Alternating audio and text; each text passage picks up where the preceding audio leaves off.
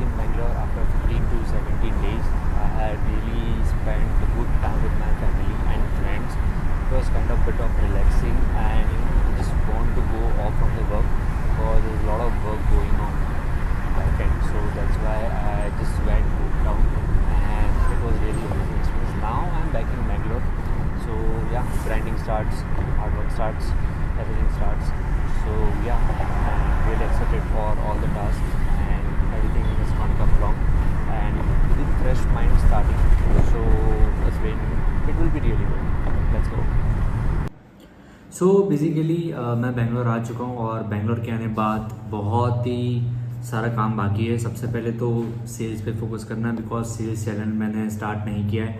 Outbound का सारा कुछ बाकी है, ईमेल आउटरीच करना है, बहुत सारे क्लाइंट्स को लीड्स में पर्टिकुलरली लानी है। बेसिकली सबसे पहले मेन ये टारगेट है। So I had a good time with my family, तो काफ़ी सारा मैंने टाइम स्पेंड किया। मिनिमम लाइक 12 to 15 डेज में वहाँ था। उसके बाद मैं अभी बेंगलोर में आ चुका हूँ। तो मार्केटिंग एजेंसी बिल्ड करने के लिए सबसे पहले जो भी स्टार्टिंग के स्टेप्स है वो स्टार्ट करने पड़ेंगे।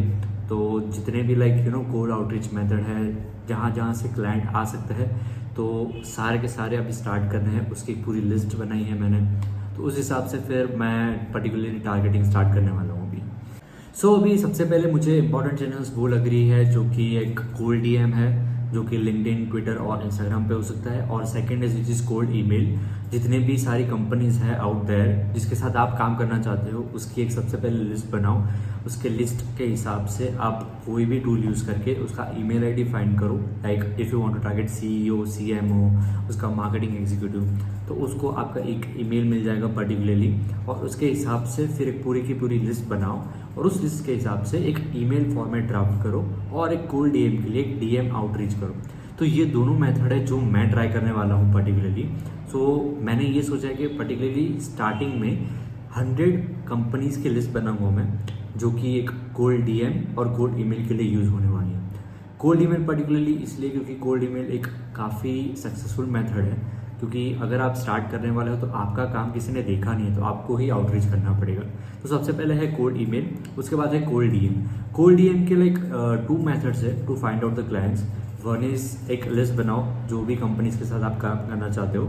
Second is like if you are targeting on let's suppose on Instagram में particularly let's suppose you want to only target e commerce companies, तो just write e commerce companies and there is an option which is suggested particularly people.